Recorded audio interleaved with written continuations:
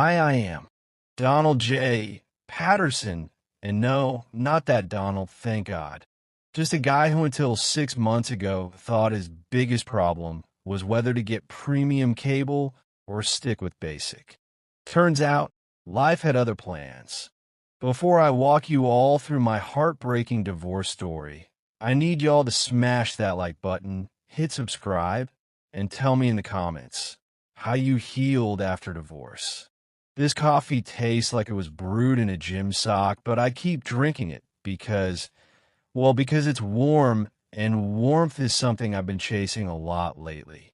You know that feeling when you're driving down the highway, radio playing, everything normal, and then, boom, your tire blows out? That's what March 15th felt like. The Ides of March, if you're into Shakespeare. Though I doubt old Bill ever got divorce papers via DocuSign. You have a new document to sign. Just like that. 23 years of marriage reduced to a notification that popped up, right, between a Groupon for Thai food and a LinkedIn request from someone I met at a barbecue in 2019. I was sitting in my office. Well, was my office? It's a WeWork now, because apparently even office spaces have commitment issues when I opened that email. Final divorce, Decree Patterson v. Patterson.pdf. The file name alone was like a punch to the gut. Patterson versus Patterson. Like I was going to court against myself. Which, let's be honest, I've been doing for years. The thing about divorce paperwork is it's written in this cold, clinical language that makes your entire life sound like a business transaction gone wrong. Petitioner requests equitable distribution of marital assets. Translation: she wants half your stuff. Respondent agrees to joint custody arrangements. Translation: you'll see your kids every other weekend and try to cram a lifetime of parenting into 48 hours. But the line that got me, God, it still gets me, was irreconcilable differences. Two words that somehow capture and completely fail to capture 23 years of everything. Irreconcilable differences.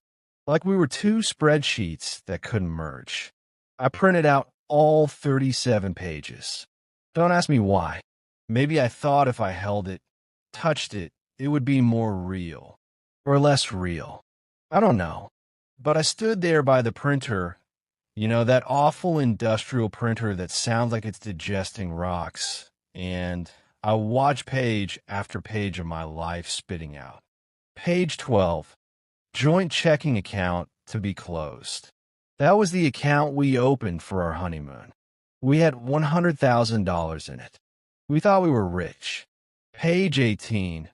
Custody of family pet, Buster, golden retriever, age 7. To be shared. They made Buster sound like furniture. That dog has seen me in my underwear more than my ex-wife did the last 5 years. Page 23. Respondent may retain tools and workshop equipment. Tools and workshop equipment. Like I'm some kind of craftsman. I own a socket set I bought at Costco and a drill I've used exactly twice. Once to hang a picture and once to open a wine bottle when I couldn't find the corkscrew. But here's the thing about trauma. And yes, I'm using that word because Dr. Martinez, my therapist, told me to stop minimizing my experience.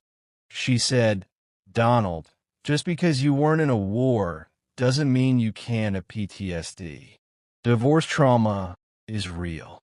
Research shows that divorce can trigger post-traumatic growth through increased self-focused growth, sense of coherence, coping skills, self-confidence, and new life perspectives. But first, you have to go through the trauma part. So there I was, 37 pages of legal jargon in my hands, and suddenly I couldn't breathe. Not like, oh, I'm a little winded, couldn't breathe. Like someone had wrapped plastic wrap around my lungs. My vision got tunnel-wide, my hand started shaking, and I had this overwhelming urge to call my mom. My mom, who's been dead for 6 years. That's when I knew I was in trouble. The first few weeks after the papers were signed were, well, imagine if Netflix made a documentary about a middle-aged man's complete psychological breakdown, but it was directed by the same guy who made The Office. Tragic and ridiculous in equal measure. I moved into this studio apartment above a dry cleaner.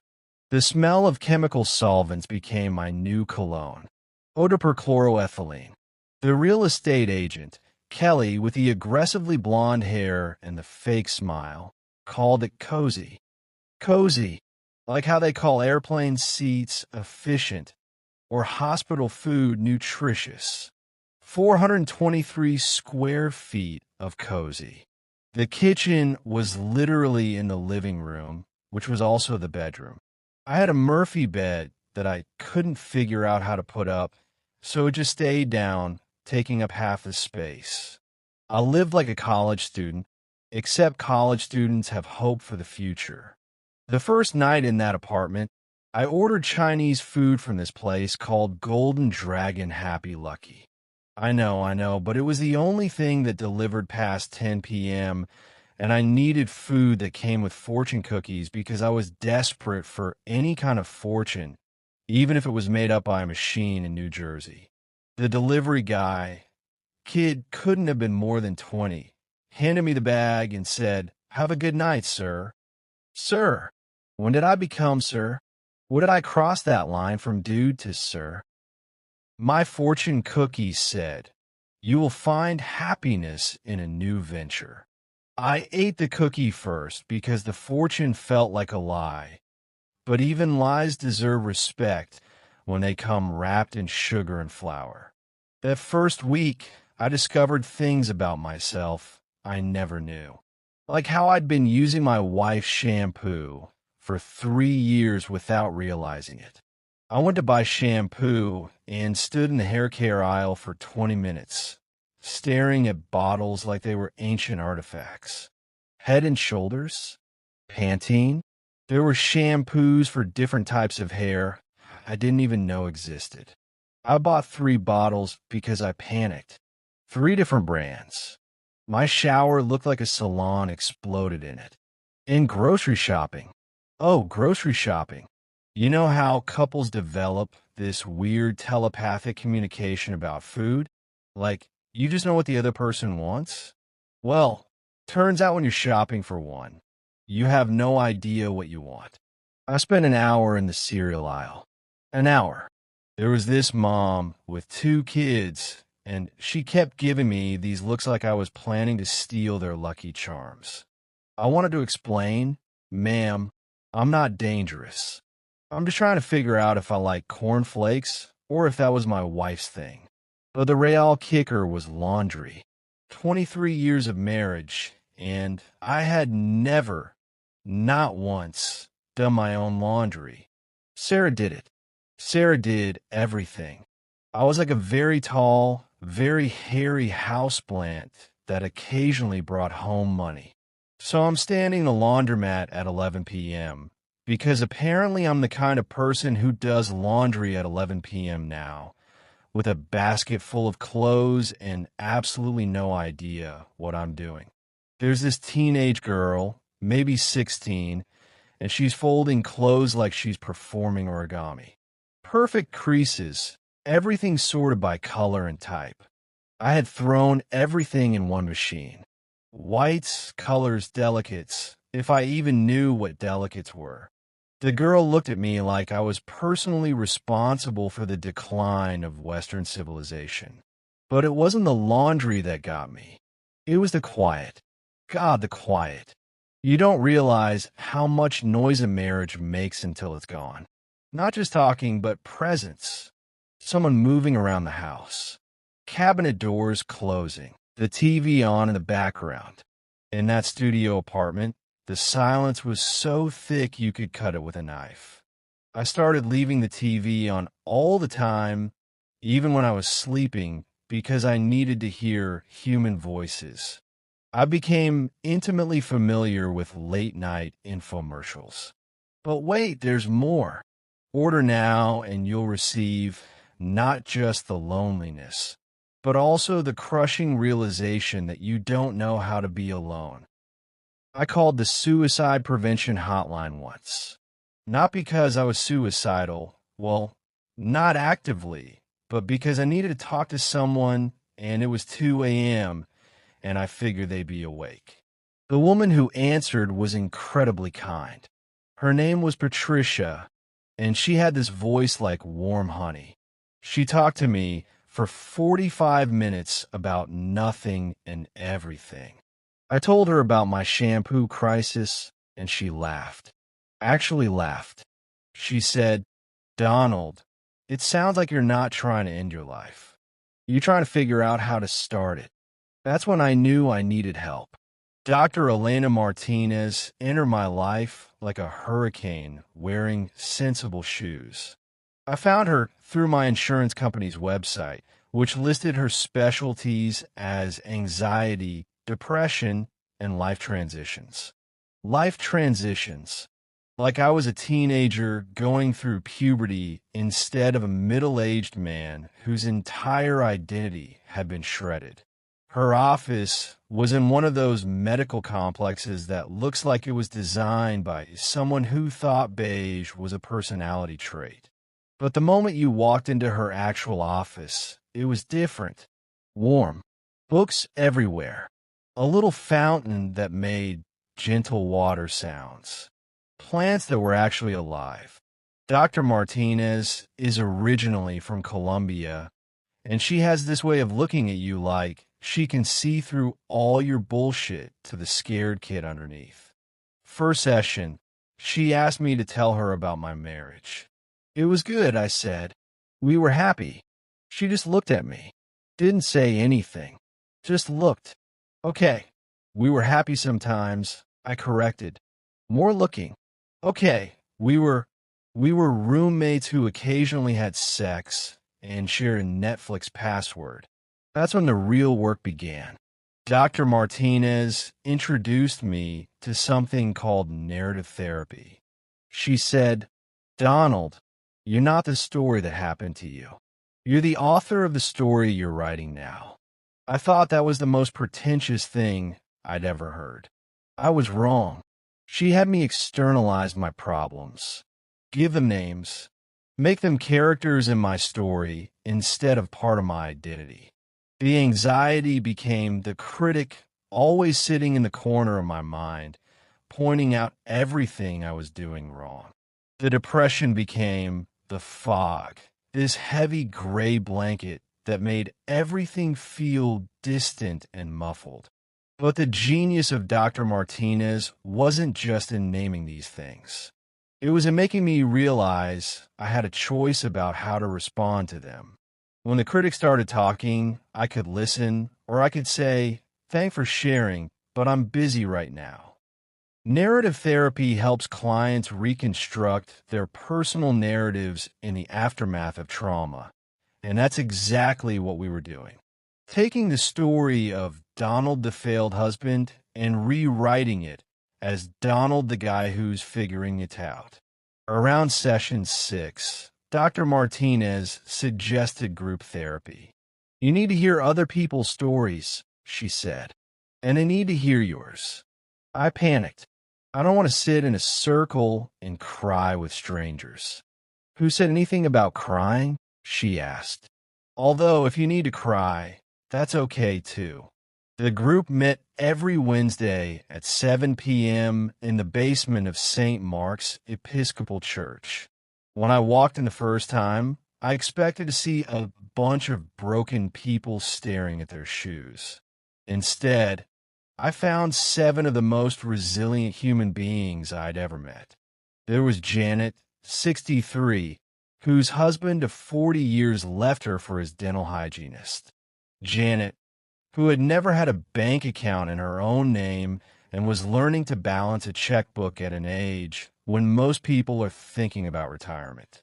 Marcus, 34, father of 3, whose wife moved across the country with their kids. Marcus, who was working 2 jobs to afford a lawyer and driving 12 hours each way to see his children for 4 hours every other weekend. Linda, 51, who found out her husband had been living a double life for 15 years. Not just cheating, that would have been simple. He had a whole other family, another wife, 2 kids, a mortgage. Linda, who had been unknowingly sharing her husband with another woman for longer than some marriages last. And then there was James. James, who had been married for 3 years when his wife decided she was gay. Not bisexual, gay. James, who had to learn that love isn't always enough. And sometimes people don't discover who they are until they're married to someone else. But here's what I learned from these people. Men's divorce support groups offer a space to share experiences, gain insights, and receive support from peers and professionals. We weren't just broken people. We were people who had been broken and were choosing to rebuild. Janet taught me that it's never too late to learn something new. At 63, she was taking computer classes and had started dating again. "I'm not looking for a husband," she said. "I'm looking for an adventure." Marcus showed me that being a good father doesn't stop when you don't live with your kids anymore. He had transformed his tiny apartment into a wonderland for his children. Every surface was covered with photos of them, toys, books, art supplies. When they're here, he said, this place becomes their world. Linda demonstrated the power of forgiveness, not for her ex-husband, but for herself. "I spent 2 years asking what I did wrong," she said. "Then I realized I was asking the wrong question. The question isn't, what did I do wrong? The question is, what am I going to do right?" And James taught me that sometimes the end of something isn't a failure. It's a completion. "We loved each other," he said. "That love was real. It just wasn't the right shape for who we both needed to become." By my 3rd meeting, I realized something profound. I wasn't the only person who had felt like they were losing their mind. Everyone in that circle had stared at shampoo bottles, had panic attacks in grocery stores, had called their dead mothers in moments of crisis. Research shows that men often struggle with help seeking when adjusting to separation and divorce. But finding that group changed everything. I wasn't broken. I was human. Dr. Martinez armed me with tools. Not the kind you keep in a garage, but the kind you keep in your head. She called it my emotional toolkit, which sounded like something from a self-help book, but I was past caring about what things sounded like. The stop technique. When the critic or the fog showed up, I would literally say stop out loud. Stop what I'm doing. Take a breath. Observe what's happening in my body and mind. Proceed with intention. The first time I used it was in Target. I was trying to buy sheets because apparently when you get divorced, you need new sheets. Can't keep the old ones. Too many memories embedded in the thread count. I was standing in the bedding section, completely overwhelmed by the choices. Egyptian cotton? Bamboo? Thread count? What the hell is thread count? I started spiraling. The critic was having a field day. You can't even buy sheets. How are you going to live alone? You're 45 years old and you don't know what thread count means. Sarah knew what thread count meant. Sarah knew everything.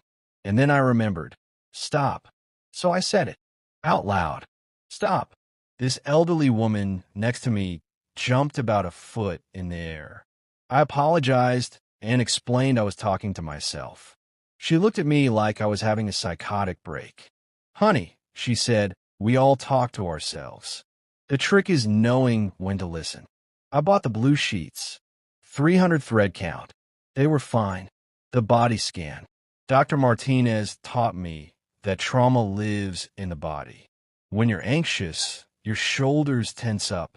When you're depressed, your chest feels heavy. When you're angry, your jaw clenches. I learned to check in with my body throughout the day. Hello, shoulders. How are we doing? Oh, you're up around my ears? Let's fix that. It sounds ridiculous, but it works. I started doing yoga. Yes, yoga. 45-year-old Donald in a room full of 20-something women who could twist themselves into pretzels. I couldn't touch my toes, but I could breathe. Sometimes that's enough. The grief timeline. Dr. Martinez explained that grief isn't linear. It's not like you go through the 5 stages: denial, anger, bargaining, depression, acceptance, and then you're done. It's more like a washing machine. You go through all the stages and then you go through them again and again, and sometimes you get stuck on the spin cycle. She drew me a picture, a squiggly line that went up and down and all around. This is grief, she said. Some days you'll feel like you're making progress. Other days you'll feel like you're back at square one. Both are normal. That timeline saved my sanity. When I had a bad day, and there were many bad days, I could look at that squiggly line and remember that this was part of the process, not evidence that I was failing. This was the big one. Dr. Martinez had me write my story 3 different ways. First draft, Donald the victim. Poor Donald, whose wife left him for no reason. Donald, who didn't see it coming. Donald, who was blindsided by fate. Second draft, Donald the villain. Donald, who was so self-absorbed he didn't notice his wife's unhappiness. Donald, who took her for granted. Donald, who failed as a husband. Third draft, Donald the human. Donald, who married young and grew in different directions from his wife. Donald, who made mistakes but also tried his best. Donald, who is capable of learning and growing and becoming better. The third draft was the hardest to write because it required me to hold 2 truths at the same time. I was hurt, and I was also responsible for some of that hurt. I was a victim of circumstances, and I was also an agent of change. Post-traumatic growth may be an adaptive tool for revising the narrative of one's life and returning to equilibrium. And that's exactly what we were doing. Taking the scattered pieces of my story and arranging them into something I could live with. But the most important tool Dr. Martinez gave me wasn't a technique or a strategy. It was permission. Permission to feel everything. Permission to be angry at Sarah. Permission to be sad about the life we'd planned. Permission to be excited about the life I was building. You don't have to be grateful for this experience, she said. You don't have to find a silver lining. You just have to survive it and then decide what to do with what you've learned. That permission changed everything. Once I had my toolkit, I started experimenting. Not with anything illegal. My divorce was expensive enough without adding bail money to the mix. I started experimenting with being myself. You know what I discovered? I had no idea who I was outside of being Sarah's husband and Emma and Jake's dad. For 23 years, my identity had been defined by my relationships to other people. Take those away, and I was like a mirror with nothing to reflect. So I started trying things. Random things. Weird things. Things that Sarah would have rolled her eyes at. I took a pottery class. Yes, pottery. Like that scene in Ghost, except I was alone and significantly less sexy. The instructor, Mrs. Chun, was 78 years old and had less patience than Gordon Ramsay. Your clay is fighting you, she said during my first class. You're trying to control it instead of working with it. I wanted to explain that I've been trying to control everything for the past 6 months, and it wasn't working out well for me. Instead, I just pressed harder. No, she said, slapping my hands away from the clay. You're not listening. The clay has something to say. Your job is to help it say it. I spent 3 months in that pottery class and never made anything that looked like what it was supposed to look like. My bowls were lopsided. My vases looked like abstract sculptures. My mug had a handle that fell off the first time I tried to use it. But I kept going back because Mrs. Chun was right. I was learning to work with something instead of trying to control it. I was learning to listen. I started cooking. real cooking, not just reheating frozen dinners. I bought a cookbook called Cooking for One and felt like I was buying a membership to the saddest club in the world. But cooking, it turns out, is a lot like therapy. You take raw ingredients that don't seem to go together and you transform them into something nourishing. You follow a recipe, but you also improvise. You make mistakes, and sometimes those mistakes turn into discoveries. I made a pasta dish where I accidentally used cinnamon instead of cumin. Should have been terrible. Was actually pretty good. I called it divorce pasta, sweet and spicy, and completely unexpected. I started taking photographs. Not selfies, not Instagram-worthy shots. Just observations. Light coming through my apartment window. Shadows on the sidewalk. The way coffee steam curls in the morning air. Photography taught me to see. Really see. Not just look at things, but notice them. The texture of brick walls. The way clouds move across the sky. The fact that every person walking down the street has their own story, their own struggles, their own small victories. I took a picture of my Murphy bed on a Tuesday morning. It was unmade, sunlight streaming across the rumpled sheets, and for some reason, it looked hopeful, like the bed was saying, someone slept here and woke up and decided to keep going. But the biggest experiment was dating. Oh God, dating. If divorce is like having your heart put through a blender, dating is like trying to reassemble it with nothing but scotch tape and hope. I joined 3 dating apps. 3.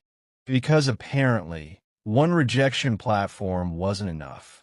I needed multiple ways to feel inadequate. My first profile picture was me holding a fish. I don't fish. I don't even like fish. But some article online said women like men who look outdoorsy. So I borrowed a photo from my brother's fishing trip and pretended it was me.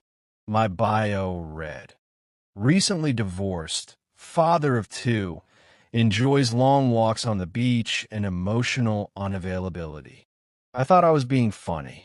Apparently, honesty is not the best policy on dating apps. I went on exactly 7 dates in 6 months. 7. I have spreadsheets with more romantic potential than some of these encounters. Coffee with Jessica, a yoga instructor who spent 45 minutes explaining why gluten was destroying my chakras. I ordered a blueberry muffin just to see if she'd spontaneously combust. Dinner with Maria, who brought her mother. Her mother, who proceeded to interview me like I was applying for a job as her son-in-law. What's your 5-year plan? She asked. Lady, I'm still figuring out my 5-day plan. Drinks with Amanda, who was lovely, smart, funny, and absolutely not over her ex-husband. We spent 2 hours talking about her divorce. It was like therapy, except I was paying for drinks instead of getting paid to listen. Lunch with Catherine, who revealed halfway through the meal that she was still married but exploring her options.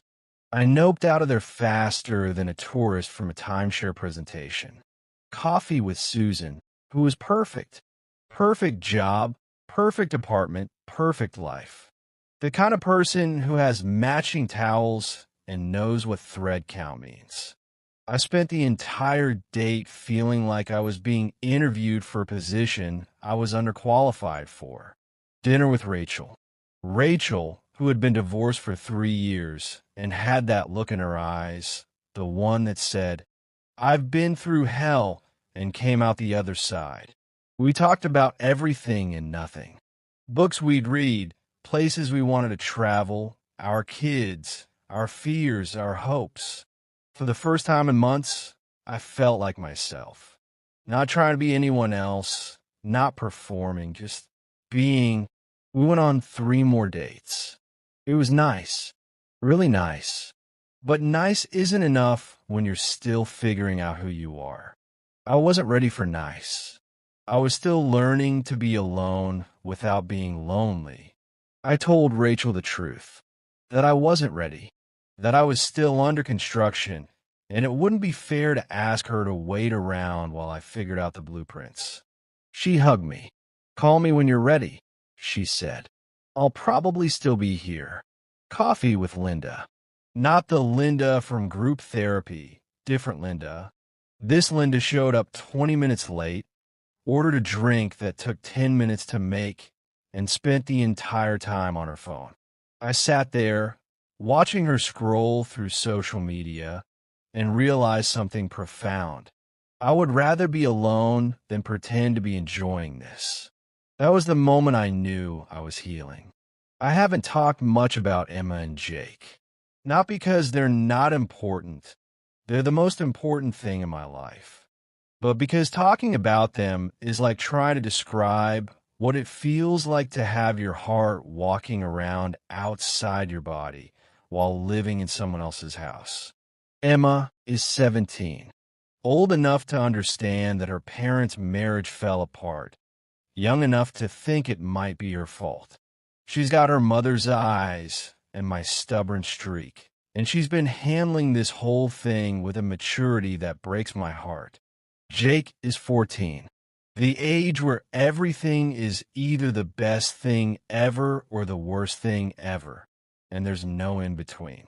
He's been angry, really angry, not just at me and Sarah, but at the world, at God, at the unfairness of having to choose which parent to spend Christmas with. The custody arrangement is every other weekend and Wednesday dinners. On paper, it sounds reasonable. In practice, it's like trying to maintain a relationship with someone you only see in scheduled increments. Every other Friday at 6 p.m., they show up at my door with backpacks and attitude. Emma usually has homework and a social life she's been forced to put on hold. Jake usually has some complaint about having to leave his friends or his video games. Those first few months, I tried too hard. I wanted every moment to be perfect, every weekend to be magical. I planned elaborate activities, bought expensive meals, turned myself into a combination of Disney World and a cruise ship director. "What do you want to do?" I'd ask the moment they walked in. "I don't know," Emma would say, already texting her friends. "Can we just go home?" Jake would ask, meaning his mother's house. I was trying to cram a week's worth of parenting into 48 hours. I was trying to be both parents, trying to make up for the fact that I wasn't there for bedtime stories or morning pancakes or those random Tuesday afternoon conversations that happen when you're just living life together. It was exhausting for all of us. The breakthrough came during one of our Wednesday dinners. We were at this family restaurant. You know, the type with crayons on the table and a kids menu that hasn't changed since 1987. Jake was sulking because he didn't want to be there. Emma was on her phone, and I was frantically trying to think of conversation starters. So I said, "How was school?" "Fine," Emma said without looking up. "Fine," Jake echoed. We sat in silence for 5 minutes. 5 minutes of listening to other families laugh and talk while we stared at our menus like they were written in hieroglyphics. And then I said something that surprised even me. "This is weird, isn't it?" Emma looked up from her phone. Jake stopped picking at his napkin. "Yeah," Emma said. "It's really weird. I hate it," Jake added. "Me too," I said. "I hate it too." That's when we started talking. Really talking. Not about school or activities or safe topics. About the divorce. About how angry they were. About how scared they were. About how they felt like they were caught in the middle of something they didn't understand and couldn't fix. Emma told me she felt like she had to choose sides, like loving me meant betraying her mother, and loving her mother meant betraying me. Jake told me he was afraid that if he got too comfortable at my place, I'd leave too. "I'm not going anywhere," I said. I know this is different, and I know it's hard, but I'm not going anywhere. That's when I learned the most important lesson of single parenting. Kids don't need you to be perfect. They need you to be present. They don't need every moment to be magical. They need you to be real. So I stopped trying to be the fun parent. I stopped trying to compete with their mother. I stopped trying to make up for the divorce with expensive dinners and elaborate activities. Instead, I just existed with them. We developed our own rhythms. Saturday mornings, Jake makes pancakes, and by makes, I mean he pours mix from a box, and I try not to intervene when he uses half the bottle of syrup. Emma sleeps until noon, then emerges like a beautiful, grumpy vampire who requires coffee before she can form complete sentences. Sunday afternoons, we go to the grocery store together. It sounds mundane, but it's actually perfect. We argue about what constitutes a vegetable. Jake insists that ketchup counts. Emma judges my fashion choices, and I learn about their lives in the spaces between decisions about breakfast cereal and laundry detergent. Wednesday dinners became Wednesday cooking lessons. We rotate who picks the recipe, and we've had some spectacular failures. Jake's spaghetti surprise was surprising in all the wrong ways. Emma's attempt at homemade pizza resulted in what can only be described as a cheese-covered frisbee. But we laugh. God, we laugh. And in those moments, I remember who I am beyond the divorce, beyond the loneliness, beyond the therapy sessions and the awkward dates. I'm their dad, and that's something the divorce papers can't take away from me. That's something that exists beyond custody arrangements and child support payments. That's something that's mine forever. 6 months into this journey, I had what Dr. Martinez called a breakthrough moment. It happened on a Tuesday. I remember it was a Tuesday because that's when I do laundry now. I've become very regimented about laundry, which is hilarious considering I couldn't operate a washing machine a year ago. I was folding my clothes in my apartment, listening to a podcast about the history of jazz because apparently I'm the kind of person who listens to educational podcasts now. When I realized something profound, I was okay, not happy, not healed, not ready to date again, or completely over it. Just okay. I was folding a shirt that I had bought for myself in an apartment I had chosen, listening to something I found interesting, and I wasn't consumed by anxiety or grief or rage. I was just living. It's such a small thing, but it felt monumental. For months, I had been waiting for some grand moment of healing, some cinematic revelation where the clouds part and a voice from heaven says, "Congratulations, Donald. You've successfully processed your trauma." Instead, healing looked like folding laundry on a Tuesday afternoon and realizing I hadn't thought about Sarah in 3 hours. That's when I understood what Dr. Martinez meant about post-traumatic growth. It's not about becoming who you were before the trauma. That person is gone. It's about becoming who you're capable of being after the trauma. Research shows that post-traumatic growth involves positive psychological change following highly stressful events. It's characterized by increased appreciation for life, enhanced personal relationships, greater personal strength, spiritual development, and new possibilities. I started making a list, not a bucket list or a life goals list, but a things I've learned about myself list. 1. I like cooking shows. Who knew? I can spend an entire Saturday watching people make elaborate cakes I'll never attempt to bake. 2. I'm better at being alone than I thought. I can go to movies by myself, eat dinner at restaurants by myself, take walks by myself without feeling like I'm wearing a sign that says recently divorced. 3. I'm funnier than I gave myself credit for. The group therapy sessions revealed that I have a talent for finding humor in dark situations. Janet calls it gallows humor. I call it survival comedy. 4. I'm more resilient than I knew. A year ago, if someone had told me I'd be living alone, doing my own laundry, and raising 2 teenagers part-time, I would have laughed.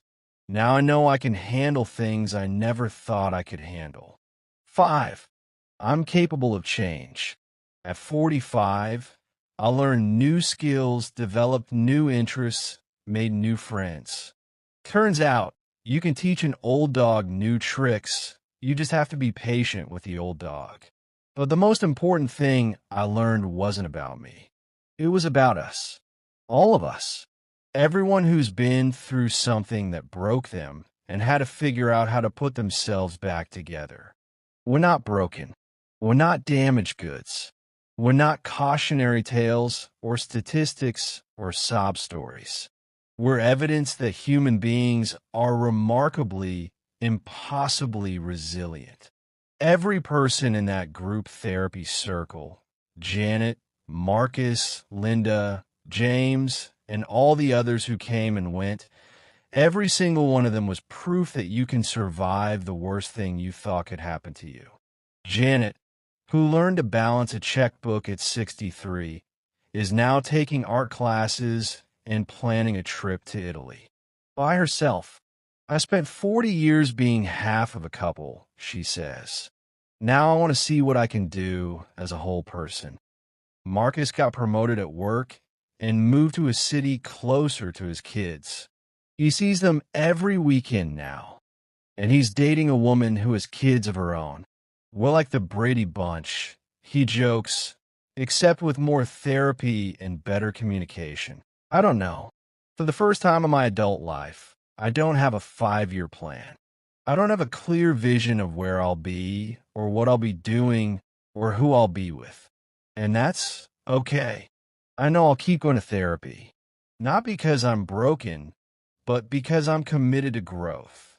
Dr. Martinez and I are working on what she calls relationship patterns. Apparently, I have a tendency to lose myself in relationships, to become so focused on being a good partner that I forget to be a good person. We're working on that. I know I'll keep facilitating the support group. There's something powerful about being part of other people's healing journeys. It reminds me how far I've come and keeps me grounded in the present. Plus, the stories are incredible. Not just the sad stories, but the comeback stories. I thought my life was over and then I started salsa dancing stories. I got divorced and became a pilot stories.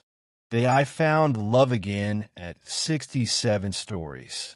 I know I'll keep being a father. That's not a choice. That's a calling.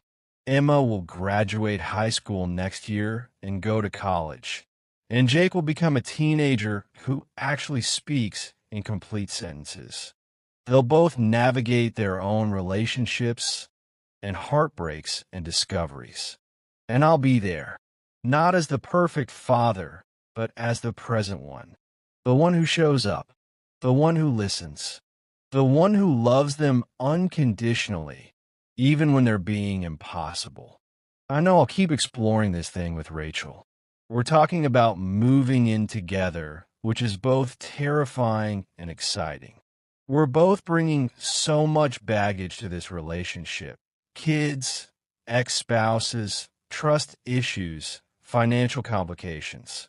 But we're also bringing wisdom. We know what we want and what we won't accept. We know how to communicate, how to fight fair, how to support each other's growth. We're not trying to complete each other. We're trying to complement each other. I know I'll keep learning. I'm taking a photography class at the community college. I'm thinking about learning Spanish. I might even try skydiving, though that might be a midlife crisis talking. The point is, I'm curious about life again. I'm excited about possibilities. I'm not just surviving, I'm exploring. But here's what I really know. I know that I'm okay. Not perfect, not healed, not arrived. Just okay. And okay is a beautiful place to be. Okay means I can handle whatever comes next. Okay means I'm not afraid of being alone anymore. Okay means I can be happy for Sarah when she finds love again. Okay means I can forgive myself for the mistakes I made in my marriage. Okay means I can sit in this circle, in this basement, with these people who have become my family, and tell my story without shame or apology or the need to make it prettier than it was. Because this is my story. The story of a man who got divorced and thought his life was over. The story of a man who discovered that endings are also beginnings. The story of a man who learned that you can't control what happens to you, but you can control what you do with what happens to you.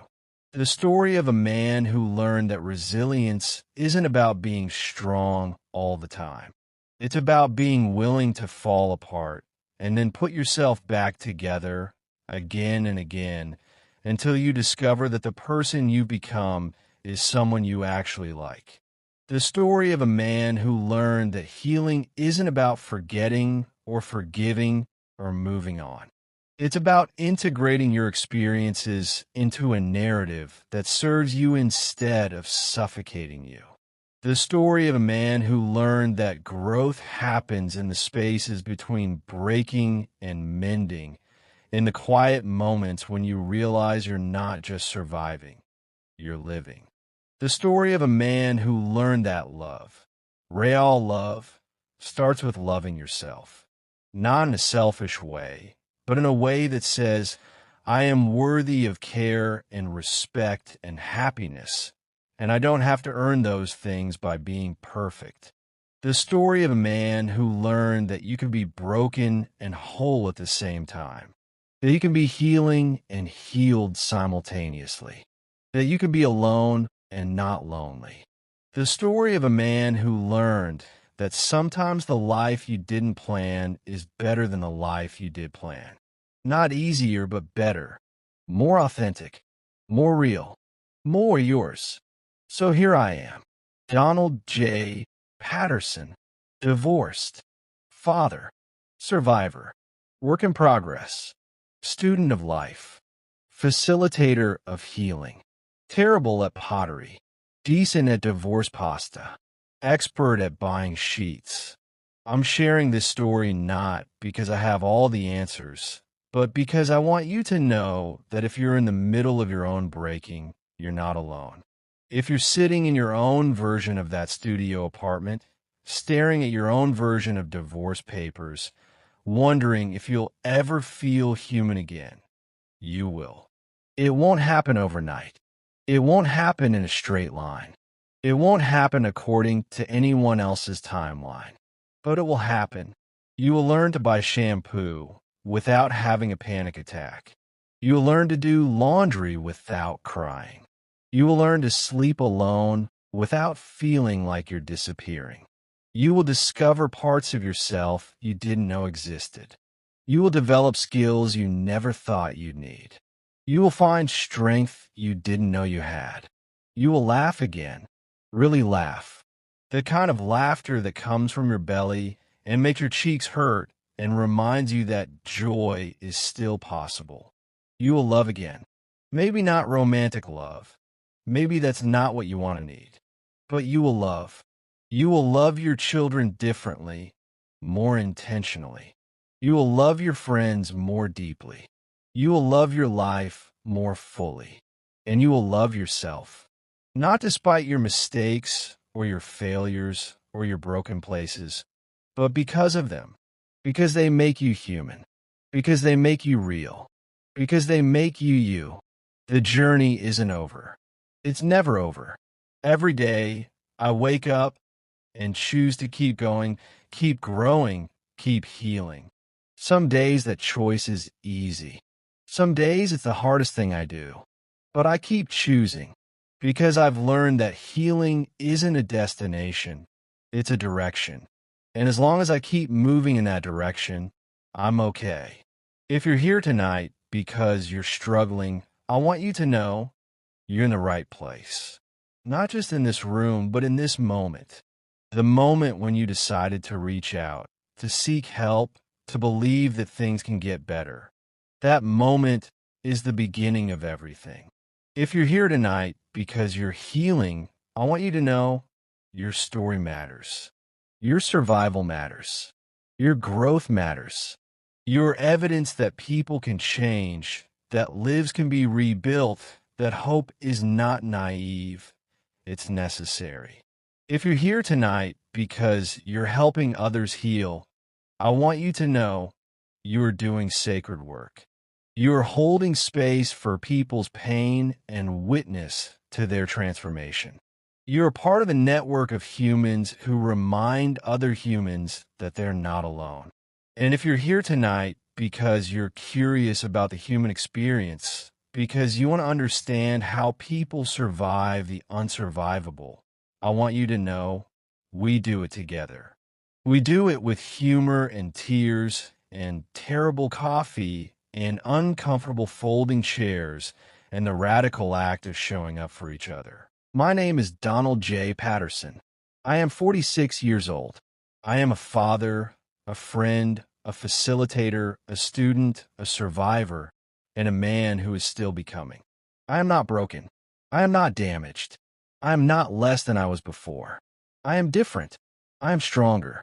I am more myself than I've ever been. I am living proof that you can survive the worst thing you thought could happen to you. And not just survive it.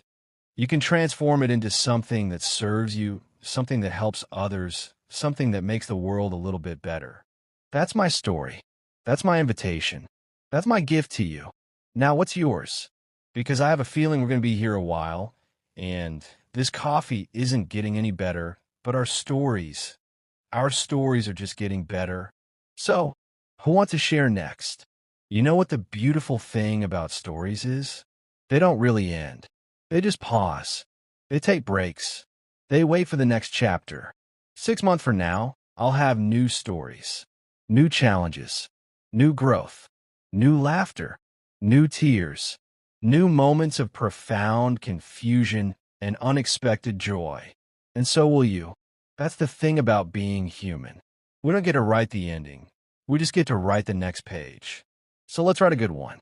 Thank you for listening. Thank you for witnessing. Thank you for being part of this story. Now go write yours. If you like this video, go ahead and hit that like button. It doesn't bite, I promise. Drop a comment below, even if it's just to say I was here or confess your love for healing. And if you never want to miss out on weird, wonderful content like this again, smash that subscribe button like it owes you money.